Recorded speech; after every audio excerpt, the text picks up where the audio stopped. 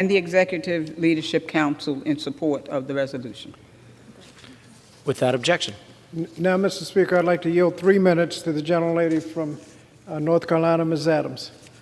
Thank you, Chairman Scott, and thank you for your courageous leadership and your support of our schools.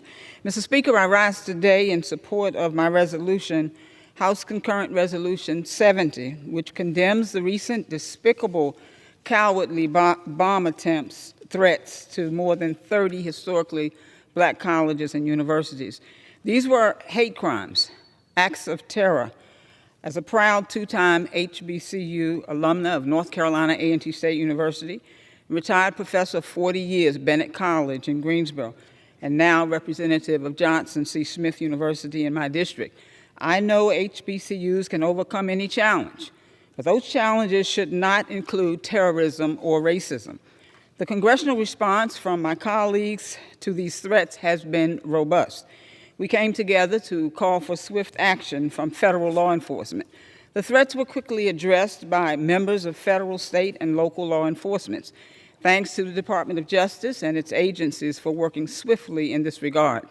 My thanks as well to Chairman Scott, whose leadership has resulted in more than $6.5 billion in funding to HBCUs, more funding than the last 10 years combined. Our HBCUs, their faculty, their staff, and especially their students are strong. They are resilient. They are brilliant, paragons of academic excellence. But they shouldn't have to respond to threats and secure their campuses on shoestring budgets. And while today's resolution highly condemns these cowardly acts of violence against our hallowed institutions, Congress must continue to respond with action and legislation. And finally, I want to address the perpetrators of these crimes. I am praying that the hate that inspired these acts leaves your heart forever, that you take a moment and imagine yourself in different circumstances. Imagine growing up on the ghetto streets of Newark, New Jersey, your mom cleaning houses to make ends meet. You save every penny to go to college because the most important people in your life have taught you the value of education, and you make it to an HBCU, becoming the first member of your family to go to college. It is a big responsibility. And because HBCUs are special places, especially for Black Americans, they invest in you. They lift you up. They help you succeed in ways you never thought possible.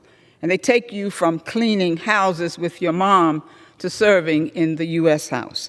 That experience is shared by millions. And that's why that's what you attacked when you threatened our HBCUs. And that's what you deemed worthy of hate and violence. And that's why Congress must condemn these actions. I move that we pass this resolution